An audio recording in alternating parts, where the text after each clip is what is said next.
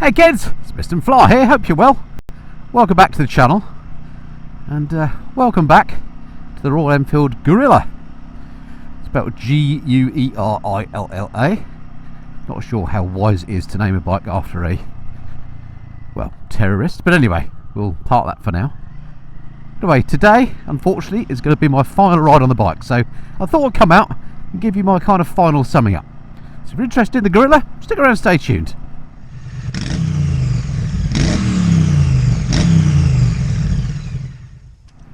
Okay, welcome back to the channel, folks, and this absolutely glorious road here in Great Missenden. This is the inaptly named Grimms Hill. It's actually a private road, but I come down here occasionally just to see how insanely expensive some people's living arrangements are. It's absolutely stunning down here, it really is. Right, now I feel depressed. Anyway, it's all relative, isn't it? There's always somebody better off than you, always somebody worse off than you. Be thankful for what you've got, is what I say. And I am indeed. Anyway, let's not get too philosophical. Now, it may look an absolutely stunning day, and indeed it is. But it was only earlier today that the snow cleared away. We had a bit of snow earlier this week, and it is absolutely freezing. It is our first cold snap of the winter, even though technically I suppose it's still late autumn when I'm recording this, about November the 23rd, something like that.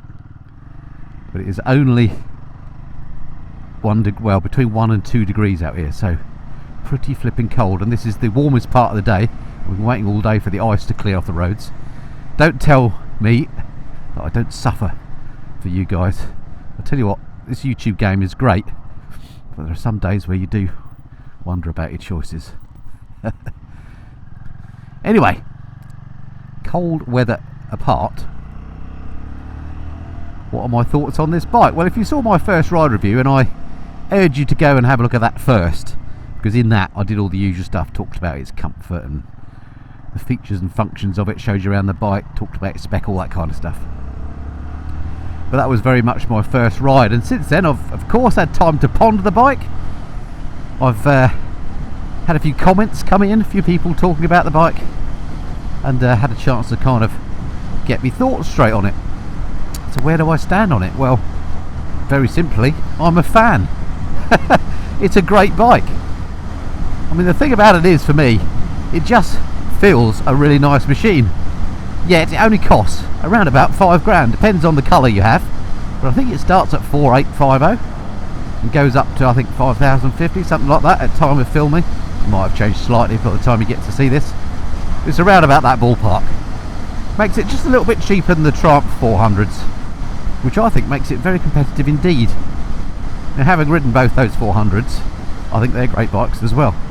I'll tell you what, if I was in this market, I'd struggle to choose between them, because I think this Guerrilla, I know it's 50cc more or thereabouts, but the engine definitely feels that much more punchy to me than the one in the Triumph.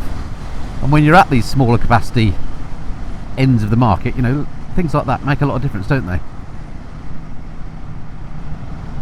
It does feel like it's got some go, this engine, more than you would anticipate from the power output. Sounds kind of cool as well. Now, what I didn't do in that first ride review, struck me, was try the bike on any faster road, so I want to give that a go. And also, I didn't ride it in any sort of urban environment, so I'm just going to hop up into New Amersham, as I call it, or Amersham on the Hill, as posh people call it. A little bit more of an urban area. It's a bit of I can't really say it's going to be super busy up there, because it's not exactly the middle of London, but it's the best I can do on a cold day. Just see what she's like in a bit of traffic and so on. That's coming later. And I've got a little bit of dual carriage up here. I just want to run her at 70 miles an hour, maybe a smidgen more, and just see what it's like from a vibes point of view, because that's something, as I say, that was missing from the other review. Something else that's missing from the bike is heated grips. It would definitely benefit from some of those. Of course, you can get aftermarket ones fitted. I recently fitted some of those excellent Oxford ones to my Mrs. Kawasaki, and they work really well. So just because Royal Enfield don't fit them doesn't mean to say you can't get them fitted, and I definitely would for riding on a day like today. I mean, as you can see, it's absolutely beautiful out here, and this road is actually dry, but by heck it's cold, hence well, I've got my heated gloves on. Right, I'm just coming up to the de-restricted bit of the dual carriageway, so let's wind the bike up now to national speed limit levels. There we go, I'm at an indicated 74. Now we all know that because of manufacturing tolerances and so on, speedos tend to overread, so I imagine I'm doing about 70 now. And I have to say, from a wind point of view, nice and clean airflow, I'm not in turbulent air, and from a vibrations point of view, a little bit through the pegs and seats and handlebars, but nothing obtrusive. Not a problem at all. I could sit here all day doing 73 miles an hour and it would be fine. It also felt, by the way, like it had plenty more to give.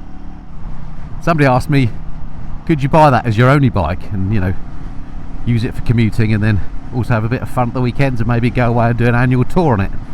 And the answer is, I think, very much yes. I think it would be perfect as a commuter, because you wouldn't have to be too precious about it. I don't know what's going on here. It's nice and light for nipping through traffic.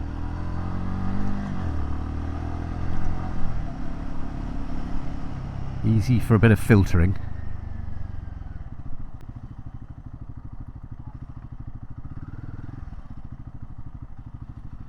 You could be cheeky like that.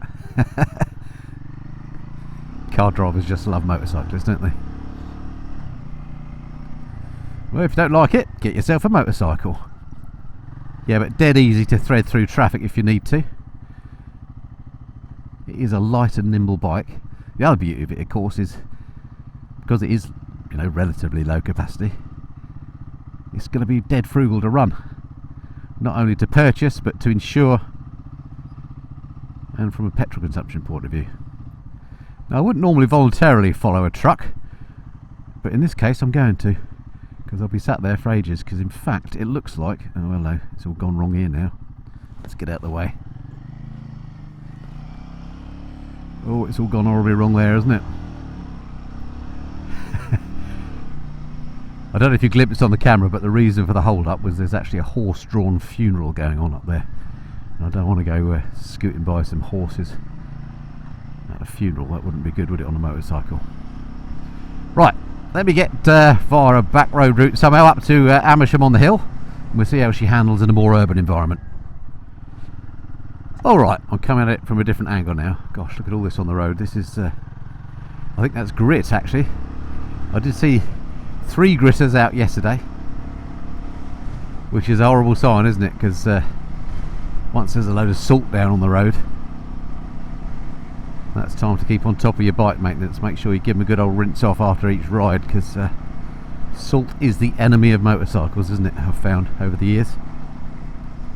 One thing that surprised me when I got into bikes, having not you know, obviously owned one previously, is just how they aren't quite as durable as cars. You know, you can leave a car parked outside and drive it in all sorts of conditions, never clean it, and they basically don't deteriorate these days, do they?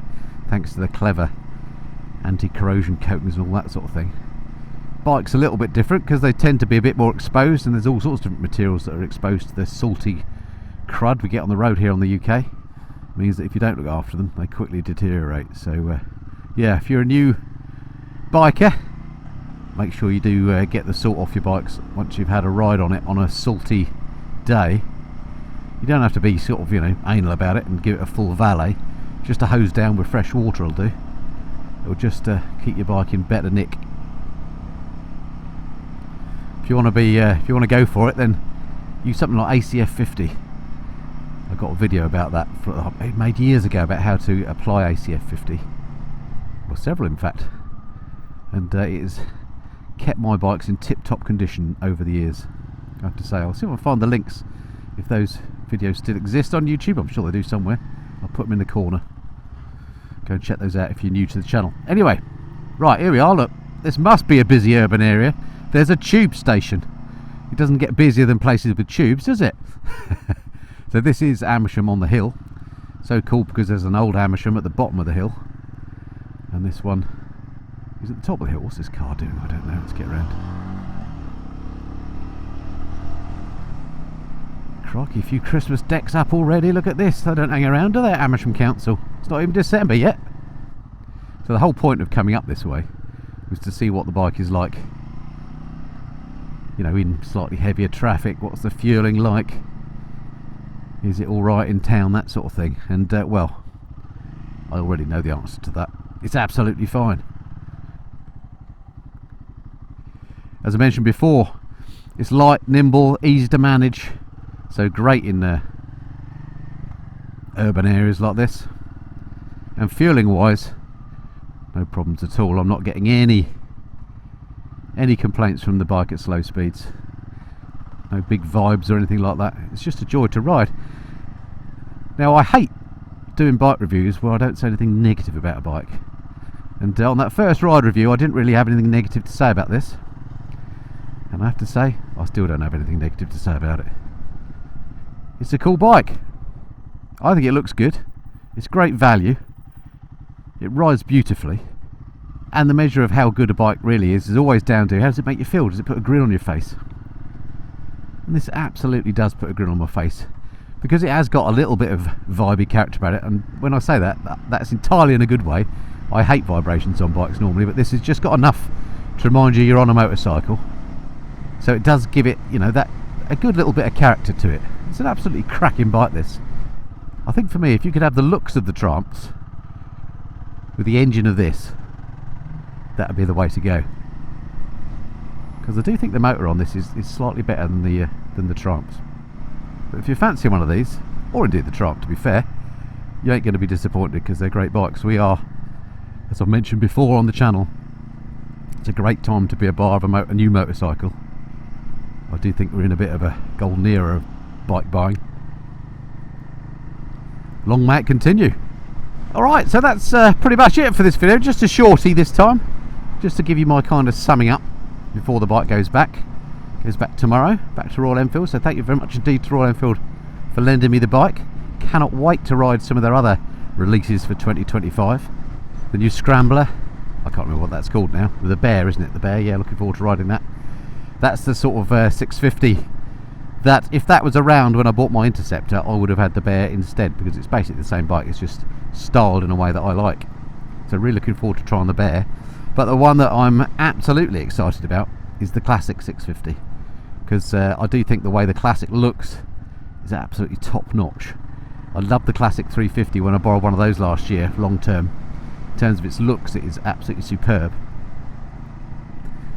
But that the engine on the 350 just wasn't quite enough for what I wanted. It's fine for poodling around the lanes, but occasionally you do need to go a little bit faster, and that was just a little underpowered for my tastes. So the 650 out of the Interceptor in the classic looking bike, well, I just think that's going to be a winner.